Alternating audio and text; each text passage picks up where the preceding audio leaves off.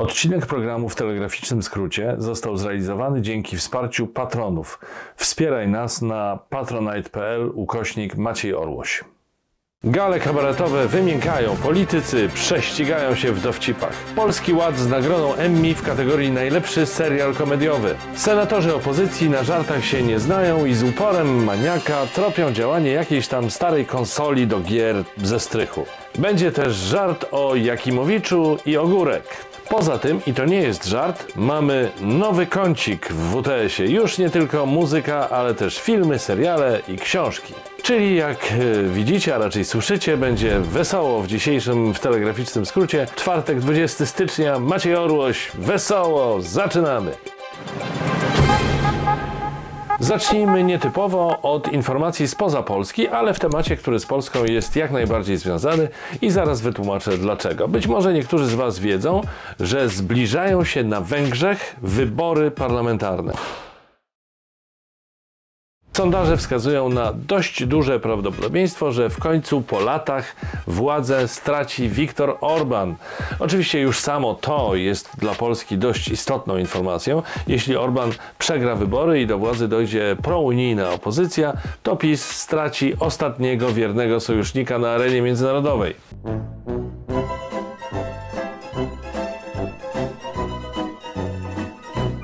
No, może przedostatniego, w końcu jest jeszcze Władimir Putin oczywiście.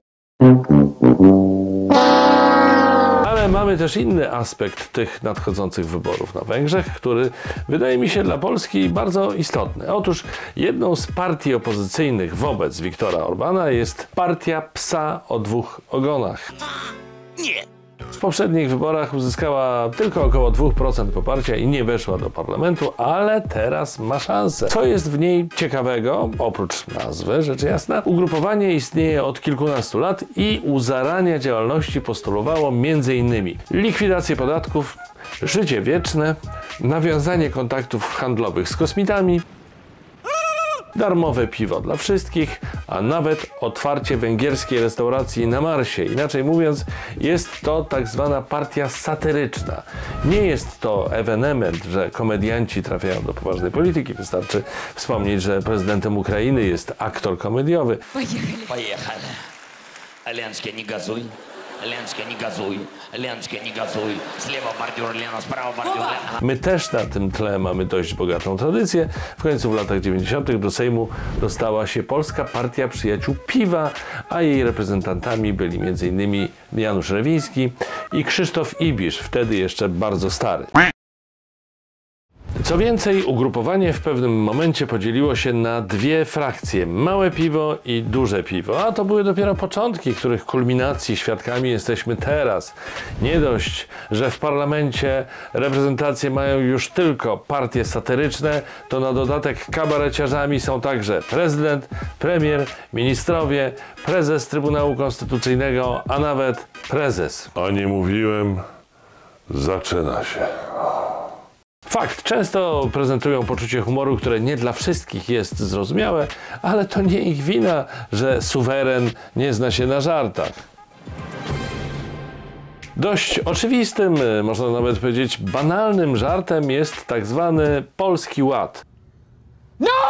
Już sama nazwa ironicznie nawiązuje do ukutego jeszcze w XVIII wieku niemieckiego terminu Polnische Wirtschaft, czyli polskie gospodarzenie. Ta obraźliwa dla Polaków fraza oznaczać miała niegospodarność i brak planowania. I właśnie w nawiązaniu do tego stereotypu Mateusz Morawiecki nazwał komediowy program reformy podatkowej. Sam Polski Ład czerpie garściami z tradycji slapstickowych komedii. Bracia Marx czy Flip i Flap mogliby pozazdrościć nowatorskich gagów, no bo czymże jest obrzucanie się tortami, poślizgnięcie się na skórce od banana albo nadepnięcie na grabie w porównaniu z komedią omyłek, jaką są dla nikogo niezrozumiałe przepisy podatkowe.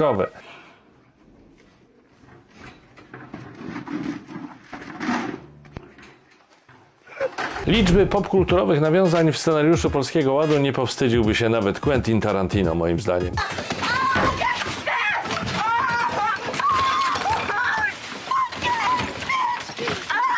A na przykład rozważania o tym, czy należy rezygnować z ulgi dla klasy średniej, to dyskretne odwołanie do 12 prac Asterixa, w którym dzielni Galowie stanęli przed zadaniem, by załatwić coś w rzymskim urzędzie i nie zwariować.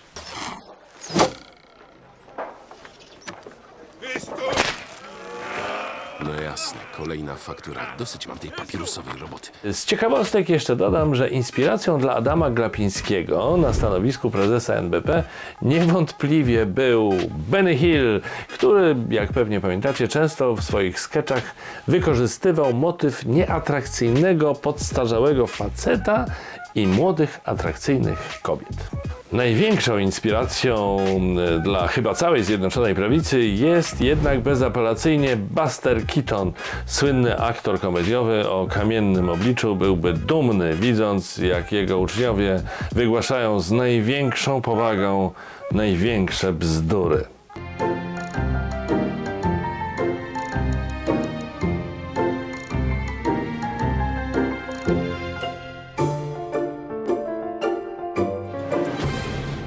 Czasem jednak poczucie humoru Zjednoczonej Prawicy robi się mroczne, może zbyt mroczne. W kategorii żartów niesmacznych należy umieścić odcięcie państwowych dotacji dla tworzonego przez Fundację Dajemy Dzieciom Siłę dziecięcego telefonu zaufania.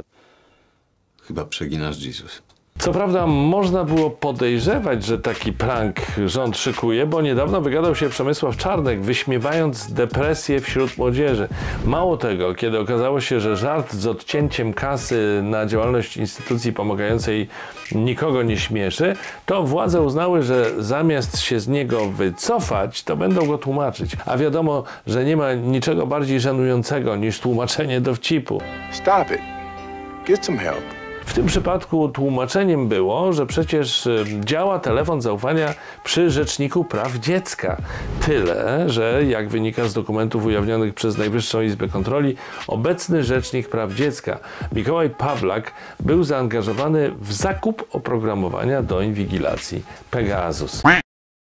Więc w tym przypadku nazywanie działającej przy nim infolinii telefonem zaufania to też jest gruby żart. W każdym razie społeczeństwo postanowiło z PiS-em zagrać w tę grę i za prank się nie obraziło, tylko odpowiedziało innym dowcipem, choć znacznie bardziej wyrafinowanym. Mianowicie dzięki zbiórce crowdfundingowej w dzień, tak, w jeden dzień udało się zebrać ponad 1 000 000 złotych, co pozwoli na działanie telefonu przez przynajmniej rok w trybie całodobowym. Skoro wspomniałem już o misternym żarcie z inwigilowaniem przeciwników politycznych za pomocą Pegasusa, to warto rozwinąć temat. W tym tygodniu działanie rozpoczęła Senacka Komisja mająca na celu wyjaśnienie działania służb. W odróżnieniu od Sejmowej Komisji Śledczej, senackie nie mają uprawnień śledczych, więc nic nie mogą. Bravo! Well done. To zresztą znakomicie koresponduje ze stałym żartem, jakim jest w ogóle nieudolne działanie opozycji. Patrząc na opozycję, można zacząć podejrzewać, że właśnie niedawno jej liderzy odkryli rodzaj humoru, jaki propagowali kiedyś w MTV Johnny Knoxville z kolegami w jego programie Jackass.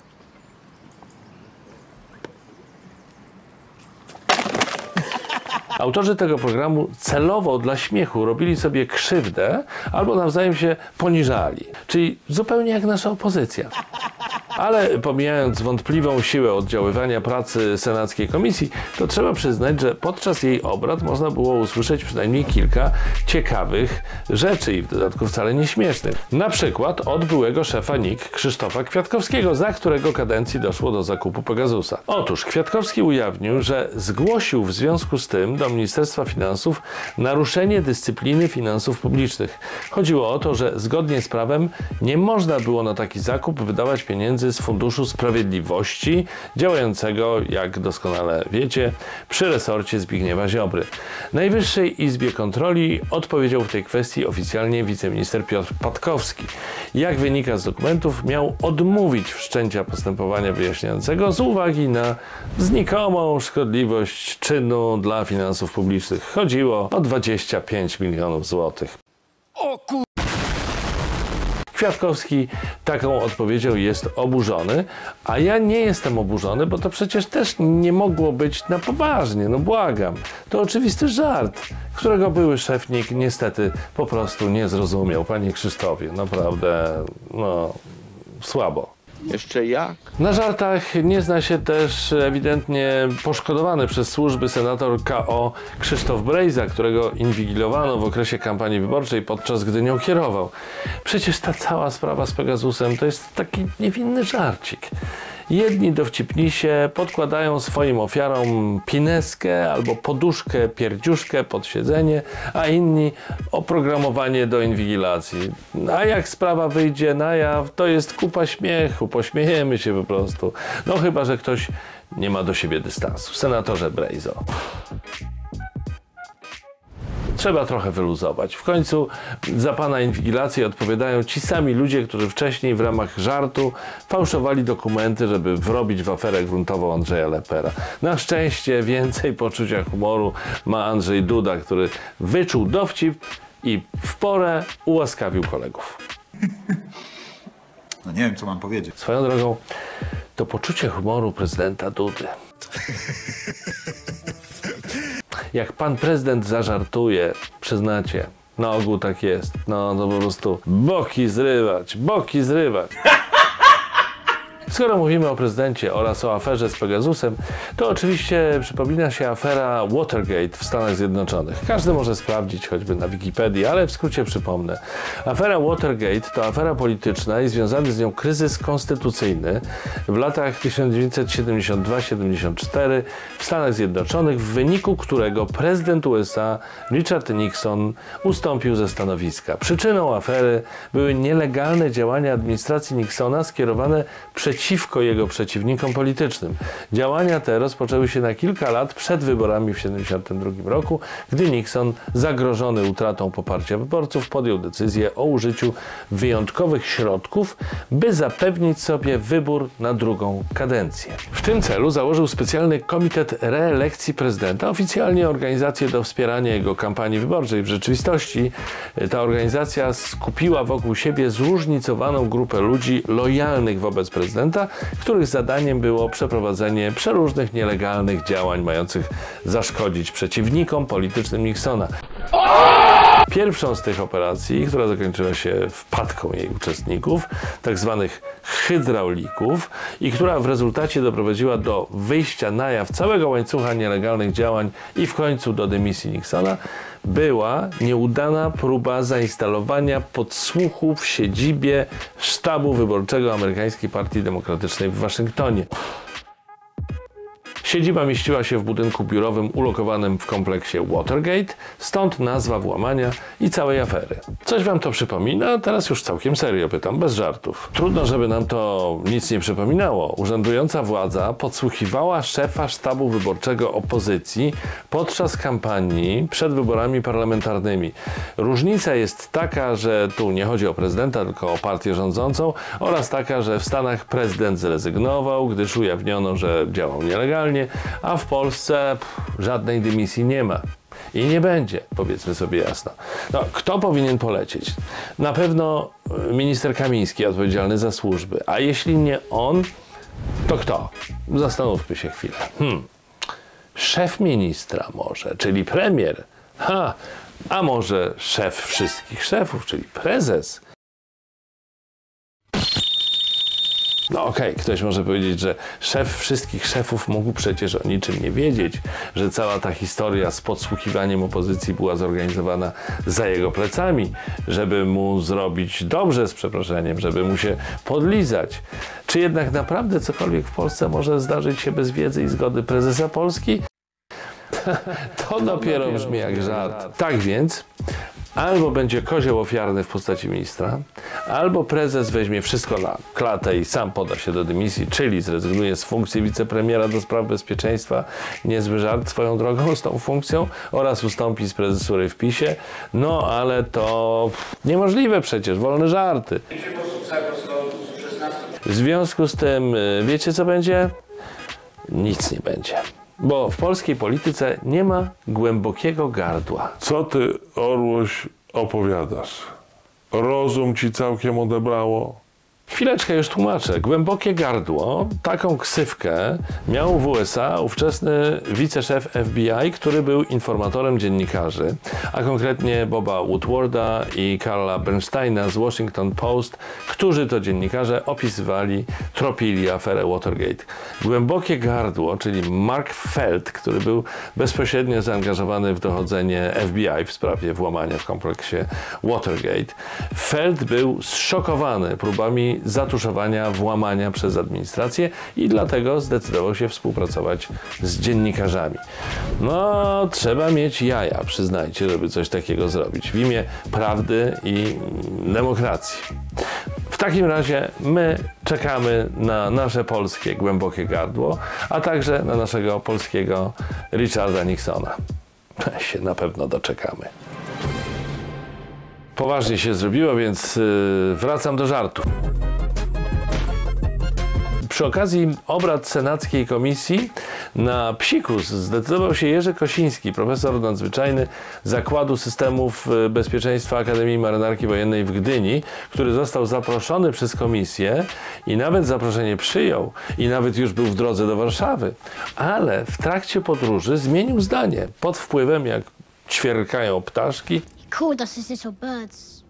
He gave us sweets. sugestii z tak zwanej góry, że lepiej opozycyjnym senatorom nie pomagać w dociekaniu prawdy o inwigilacji opozycji.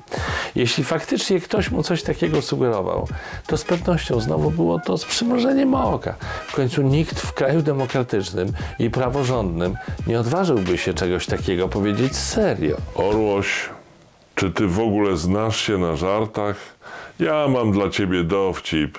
Jak przychodzi Donald Tusk do lekarza i lekarz się pyta, dlaczego pan przyszedł, a Tusk na to Für Deutschland.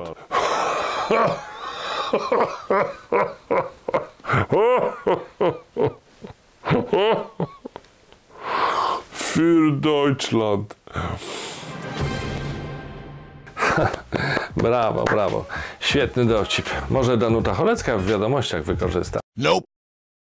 A propos telewizji pseudopublicznej, pozwólcie jeszcze, że wspomnę osobę, która moim zdaniem najlepiej oddaje poziom wyrafinowania humoru nie tylko telewizji polskiej, ale po prostu Zjednoczonej Prawicy. To jej miłośnik, aktor, prezenter i komentator polityczny TVP Jarosław Jakimowicz. Ów godny następca Jeremiego Przybory czy Jana Szakowty w sposób żartobliwy, ale jakże liryczny i wyrafinowany potrafi opisywać otaczającą nas rzeczywistość. Przykładem humoru najwyższych lotów było to, jak w autobiografii opisał swój współudział w procederze handlu ludźmi. Dobre, prawda? W innych żartach Jakimowicz, nie przebierając w słowach, prezentował swoje bardzo mocno, skrajnie prawicowe poglądy. W tej sprawie interweniował Ośrodek Monitorowania Zachowań Rasistowskich i Ksenofobicznych. Jak sama nazwa wskazuje, ośrodek zgłosił do prokuratury zachowania rasistowskie i ksenofobiczne. Prokuratura na żartach się nie zna, więc odmówiła wszczęcia śledztwa. Ale sąd już całkiem serio i z dziwną powagą nakazał jednak prokuraturze zająć się tą sprawą. Co ciekawe, wygląda na to, że na żartach nie zna się także współprowadząca do niedawna z Jakimowiczem program w TVP Magdalena Ogórek. Już jej nie uświadczymy u boku podstarzałego młodego wilka. A to jest wyjątkowo dziwne, bo nie dość, że Ogórek kiedyś występowała w komediowym serialu Lokatorzy, to jeszcze przecież dla żartu w wyborach prezydenckich wystawił ją kiedyś Leszek Miller. Ja? Ja wprowadzam ludzi do gabinetu pana prezesa. Czy podać panu kawę? Słuchajcie, moi drodzy, mamy w WTS-ie nowość. Rozszerzamy część muzyczną, dodajemy do niej filmy, seriale oraz książki. To oczywiście wszystko bardzo subiektywnie, taki to będzie subiektywny, jak na WTS przystało, przegląd wydarzeń kulturalnych w wykonaniu Antosia Orłosia, autora, tak przy okazji powiem i przypomnę, znakomitego kanału Witam na YouTubie. A więc uwaga, oto w WTS-ie pierwszy kącik kulturalny. Antosiu, witam. Witam Państwa bardzo serdecznie w nowym kąciku kulturalnym. Na początek wspomnę tylko, że laureatem lewacko-niemieckiego paszportu polityki w kategorii literatura został parę dni temu pan Łukasz Barys za debiutancką, warto zaznaczyć, debiutancką powieść Kości, które nosisz w kieszeni. Jest to opowieść o sojuszu żywych ze zmarłymi, o biedzie i niesprawiedliwości, a także o pabianicach od strony Kości. Co ciekawe, autor jest ode mnie młodszy o 7 lat, a już ma taką nagrodę, może kiedyś ja coś za coś dostanę wreszcie. Jeżeli chodzi o kinematografię, to do kin zaraz wchodzi film Gierek, a jak się Państwo domyślają, o kim? No tak, o towarzyszu Gierku, dobrze Państwo się domyślacie. Film w reżyserii Michała Węgrzyna, który wcześniej wyreżyserował dosłownie parę odcinków Klanu i Jem jak miłość. Również był reżyserem filmu Proceder, którego wartość artystyczna jest, powiedzmy, kwestią sporną, ale tym razem wziął się za Gierka. Samego Gierka gra już nie Misiek, a Michał Koterski, znany z płynnej angielszczyzny. No ale myślę, że najlepszą recenzję pewnie napiszecie Państwo sami już po seansie, do czego bardzo Państwa serdecznie zachęcam w komentarzach. A teraz czas na muzykę i duet Smugi, ale pod U jest umlaut, także to pewnie Smugi, ale nie wiem jak to się pisze. Zapraszam na utwór What Do I Know About Love.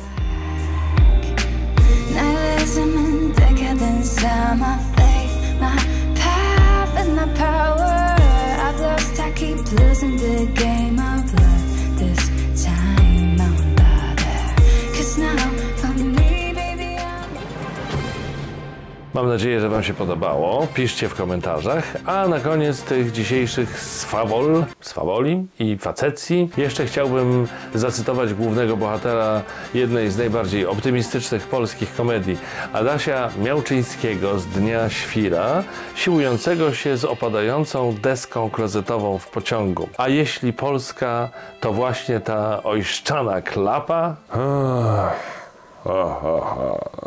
Poproszę o suby, o polubienia, o komentarze, o obserwowanie. Zachęcam do patronowania WTS-owi na Patronajcie. Pozdrawiam patronów bardzo serdecznie. Drodzy patroni, ściskam Was i dziękuję. A wszystkich zapraszam na kolejny WTS już w niedzielę. Trzymajcie się. Cześć!